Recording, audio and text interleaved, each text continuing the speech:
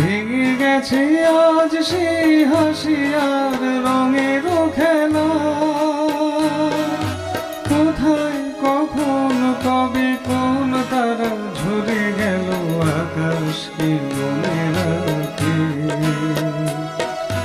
মুছে যাওয়া দিন বলে আমায় যে পিছু ডাকে। নমস্কার দর্শক বন্ধুরা, শুরু করছি আজকের গণিত কৌশল। আজকের বিষয় বর্গক্ষেত্রের সংখ্যা গণনা। আমি একটি ছবি এখানে এঁকেছি। এই ছবির মধ্যে কতগুলি বর্গক্ষেত্র আছে এমন প্রশ্ন বিভিন্ন কম্পিটিটিভ এক্সামের ক্ষেত্রে দেখা যায়। বর্গক্ষেত্র গণনা করো, স্কোয়ার, আবার রেক্ট্যাঙ্গেল থাকে, ত্রিভুজ থাকে, এমন প্রশ্ন থাকেই। এখন যে বিষয়টি নিয়ে আসছি, বর্গক্ষেত্রের সংখ্যা গণনা। এই চিত্রে কতগুলি বর্গক্ষেত্র আছে বা চতুর্ভুজ হতে পারে। সকল বর্গক্ষেত্রই কিন্তু চতুর্ভুজ। সকল বর্গক্ষেত্রকে আমরা চতুর্ভুজ বলতে পারি, চারটি বাহু আছে, কিন্তু সকল চতুর্ভুজকে আমরা বর্গক্ষেত্র বলতে পারি না, এটা আমরা জানি সকলেই। তো এর মধ্যে কতগুলি বর্গক্ষেত্র আছে? 1 2 3 4 16টা। আমরা যদি বলি 16টা আছে, 4 আর 4 8 আর 4 12 আর 4 16, কিন্তু একেবারে ভুল হয়ে যাবে। অনেক বেশি আছে, 16টার থেকেও বেশি আছে। আমরা একটি কৌশল অবলম্বন করে দেখব এর মধ্যে কতগুলি বর্গক্ষেত্র আছে বা চতুর্ভুজ আছে।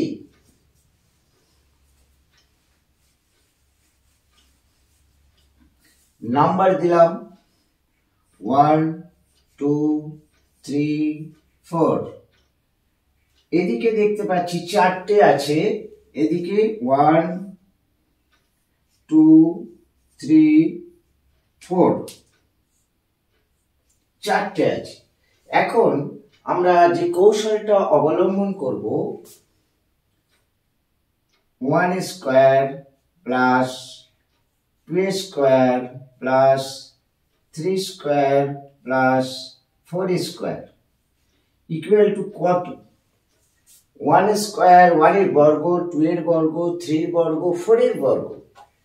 1 স্কয়ার 1 হয়, 2 স্কয়ার 4 হয়, 3 স্কয়ার 9 হয়, আর 4 স্কয়ার 16 হয়। এইগুলোকে আমরা অ্যাড করে দেব, যোগ করে দেব। 4 একে 5, 9 5 14, 14 আর 16 30। এই চিত্রে, এই ছবিটির মধ্যে 30টি চতুর্ভুজ আছে বা বর্গক্ষেত্র আছে 30টি। এইভাবে না করে আমরা আরো একটি পদ্ধতি অবলম্বন করতে পারি। লক্ষ্য রাখুন,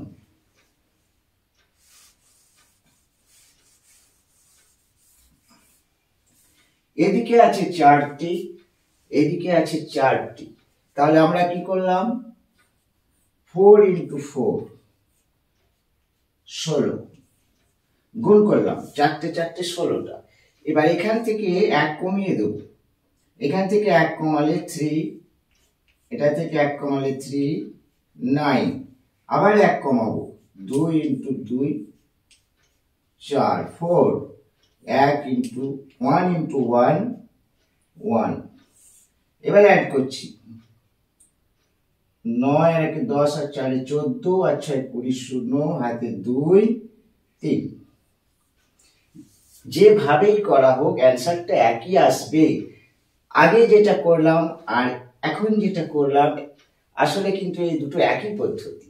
দেখতে ভিন্ন লাগলেও দুটো পদ্ধতি কিন্তু একই। এইভাবেও করা যেতে পারে। এখানে 1 1 করে কমিয়ে দিয়েছি। এই হলো বর্গক্ষেত্র বা চতুর্ভুজ নির্ণয়ের কৌশল। আরো একটি চতুর্ভুজ নিয়ে আসছি, আরো একটি চিত্র নিয়ে আসছি। একটু বড় চিত্র, দেখা যাক কি রেজাল্ট আসে।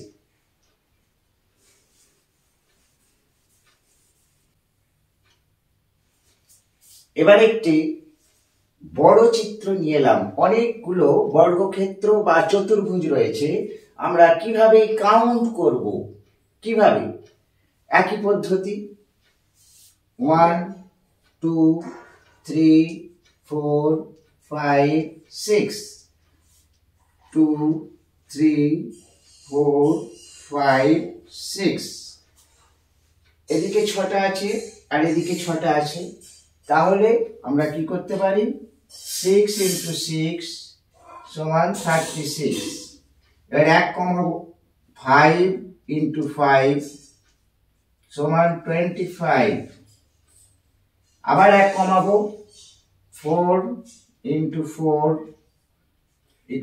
is equal to 16। আবার 1 কমাবো, 3 into 3 সমান 9। আবার 1 কমাবো, 2 into 2 সমান equal to 4। 1 into 1 is equal to 1। 6 5 4 3 2 1।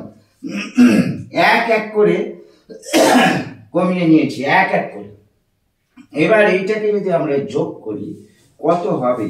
এটা যোগ করলে হবে 91।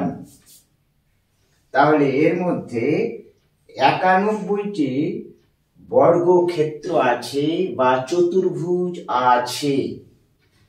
আর আরো একটি যে পদ্ধতি বললাম একটু আগে, সেই পদ্ধতিতে আমরা যদি যাই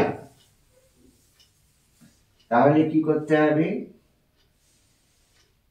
1 square plus 2 square plus 3 square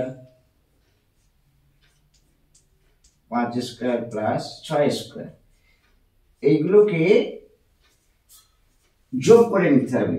1 plus 4 plus 9